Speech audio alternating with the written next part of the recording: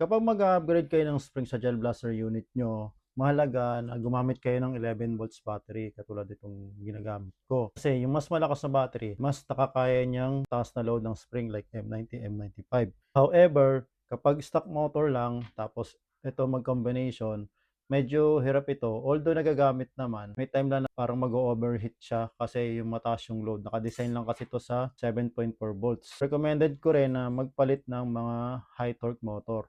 Or mas maganda kung brushless, para di umiinit masyado. Ito kasi sobrang init niyan kapag nababad nyo sa paggamit. Unlike nito, kahit gamitin nyo ng matagalan, tapos high torque pa siya. So, etong combination yan eh. Ito plus ito equals high rate of fire plus high FPS dahil sa spring. So, marami kasing mga ano yan eh. Ito pa yon, kasama pa to para sa high FPS kasi dito nakasalalay yung hangin.